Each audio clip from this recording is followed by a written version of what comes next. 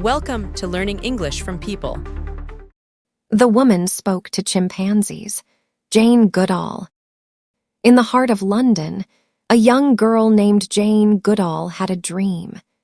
It was a dream filled with the wild sounds and vast landscapes of Africa, a place she had only visited in her favorite books, like the story of Dr. Dolittle and Tarzan.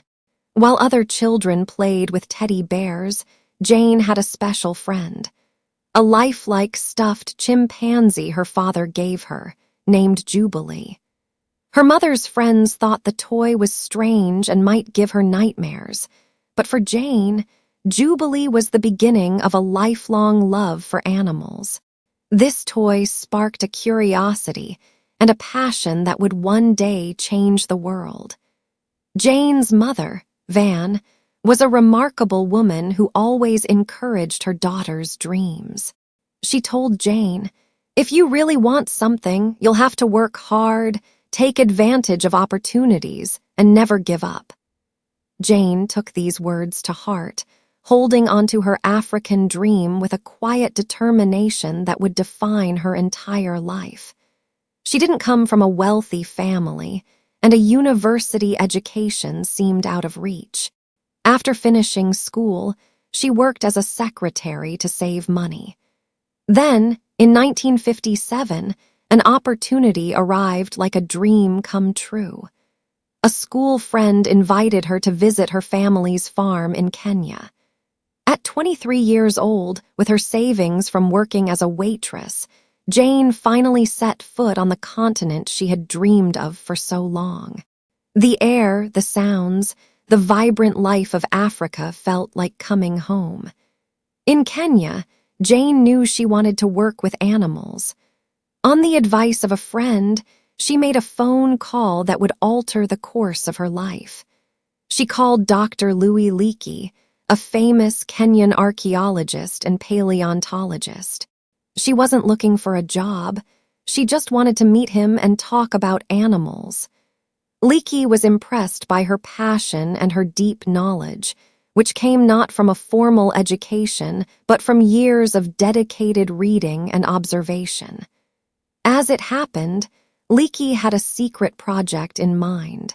He believed that studying the great apes, our closest living relatives, could give him clues about the behavior of early human ancestors. He was looking for a researcher to live among wild chimpanzees, someone with extraordinary patience and an open mind. He saw these qualities in Jane. He didn't care that she didn't have a science degree. In fact, he thought it was an advantage. Her mind was not filled with the rigid theories of the time. He offered her a job, first as his secretary, to test her commitment. Jane accepted eagerly, and soon, Leakey revealed his true plan. He wanted her to go to Gombe, a remote part of what is now Tanzania, to study the chimpanzees there. It was an unconventional idea, and many people thought he was crazy to send a young woman with no scientific training into the African wilderness. But Leakey trusted his instinct, and Jane was ready for the adventure. On July 14, 1960, a 26-year-old Jane Goodall arrived on the shores of Lake Tanganyika at the Gombe Stream Chimpanzee Reserve. The British authorities, worried about a young woman living alone in the wild, had insisted she bring a companion. So her mother, Van, came with her for the first few months, living in a small tent and offering quiet support. The beginning was difficult and lonely. The Gombe forest was thick and the terrain was steep. The chimpanzees were shy and elusive.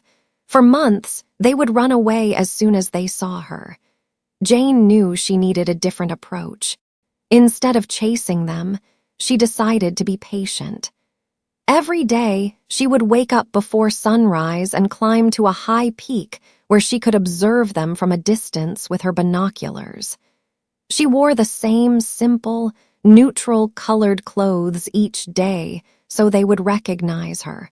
She sat for hours, quietly watching, making notes, and letting the chimpanzees get used to her presence. This period tested her resolve, but her determination, instilled in her since childhood, never wavered. She was learning the rhythm of the forest and the secret lives of the creatures within it. Her patience finally paid off. One day, a brave chimpanzee with a distinctive gray beard, whom she later named David Graybeard, began to tolerate her presence. He would let her get closer than any of the others. David Graybeard became her window into their world. Through him, the other chimpanzees slowly began to accept this strange, quiet ape who watched them with such gentle curiosity. One autumn day in 1960, Jane witnessed something that would shake the foundations of science. She was observing David Graybeard near a termite mound. She watched as he carefully selected a long blade of grass, pushed it into a hole in the mound, and then pulled it out. The grass was covered with termites, which he then ate. He was using the grass as a tool.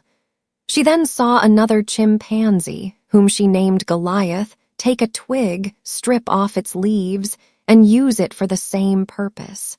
This was not just using an object, it was making a tool. At that time, the scientific world defined humans as man the toolmaker. It was believed to be the single characteristic that separated us from all other animals. Jane quickly sent a telegram to Louis Leakey to tell him about her discovery. His response was immediate and historic. He famously wrote back, "We must now redefine man, redefine tool, or accept chimpanzees as human."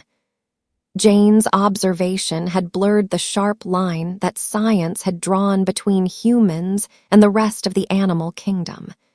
This was just the first of many revolutionary discoveries.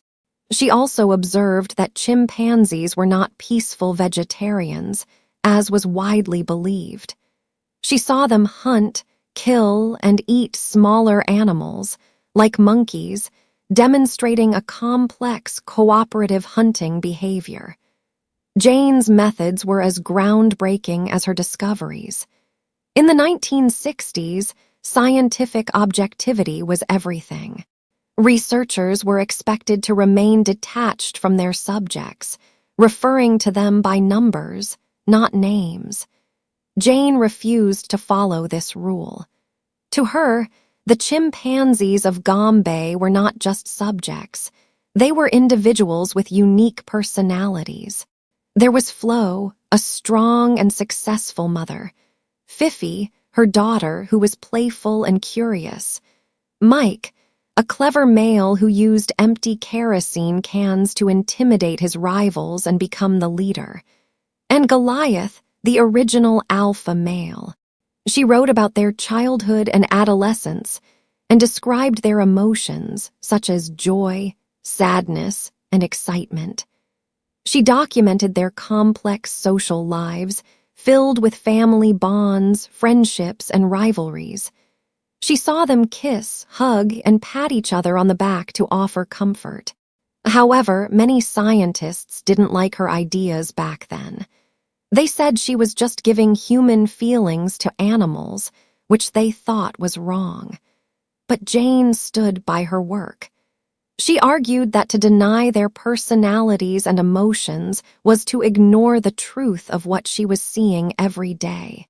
Over time, her approach was accepted and helped to change the field of ethology, the study of animal behavior. She showed the world that we were not as different from other animals as we liked to believe. For the first 10 years of her study, Jane believed that chimpanzees were, for the most part, rather nicer than human beings. She had seen their capacity for kindness, cooperation, and love. But the longer she stayed in Gombe, the more she learned. And she discovered that, like humans, chimpanzees also had a darker side. She witnessed shocking acts of violence and aggression. She documented how dominant females would sometimes kill and even eat the babies of other females in their group to protect their own family's status. The most disturbing discovery came in the mid-1970s. The chimpanzee community she had been studying for over a decade began to split into two rival groups.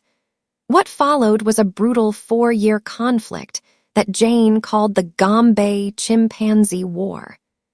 She watched in horror as males from the larger northern group systematically hunted down and killed all the males of the smaller southern group. It was a dark and difficult time for Jane. The discovery was profound.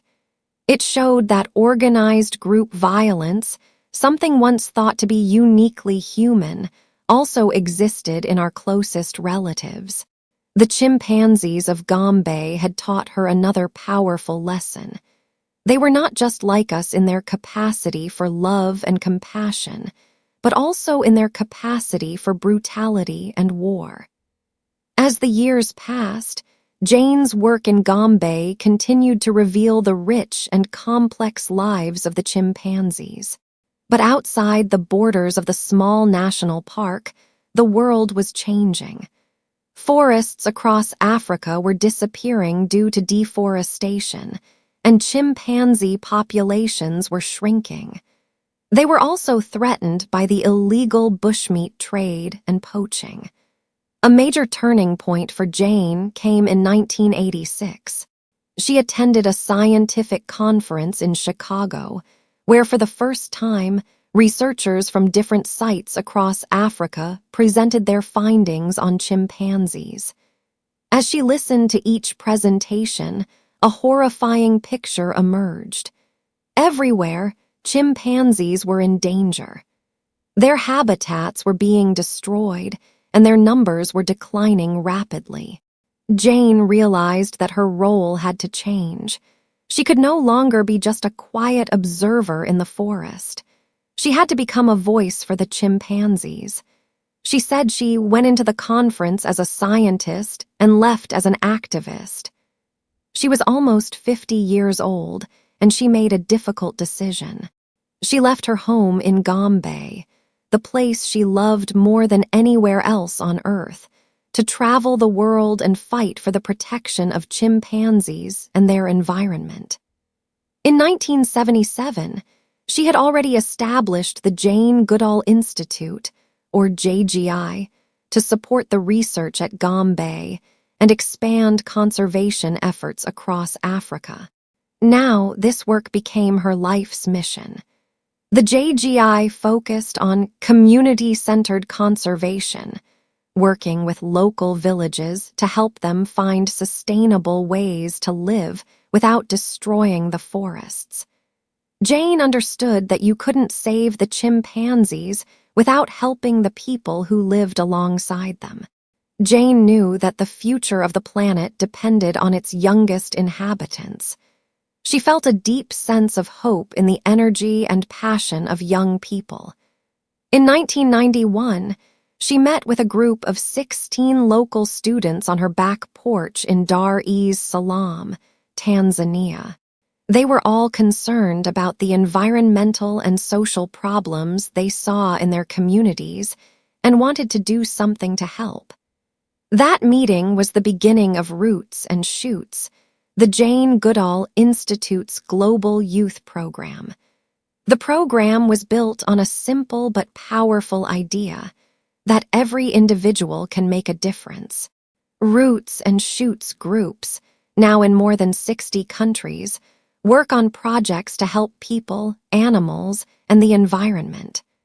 The name comes from the idea that great trees grow from tiny seeds, and small shoots can break through brick walls to reach the sun. Jane's message to young people around the world is one of empowerment and hope. She often says, "Every individual matters, every individual has a role to play, every individual makes a difference." Through Roots and Shoots, she has inspired millions of young people to become compassionate leaders and to work towards a better future for all living things. Today, Jane Goodall is a global icon. In her late 80s, before the pandemic, she was still traveling nearly 300 days a year, giving lectures, meeting with world leaders, and inspiring audiences with her stories and her unwavering message of hope. She has been named a United Nations Messenger of Peace and has received countless awards for her scientific work and her humanitarian efforts. Her legacy is immense. She arrived in Gombe as a young woman with a dream and a pair of binoculars, and she left as a legend who had completely changed our understanding of the natural world. She challenged the scientific establishment and broke down the barriers between humans and animals.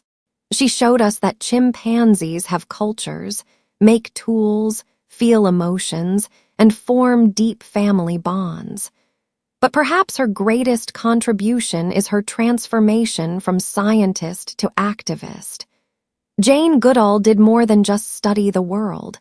She dedicated her life to saving it. Her story is a powerful reminder of the values she embodies.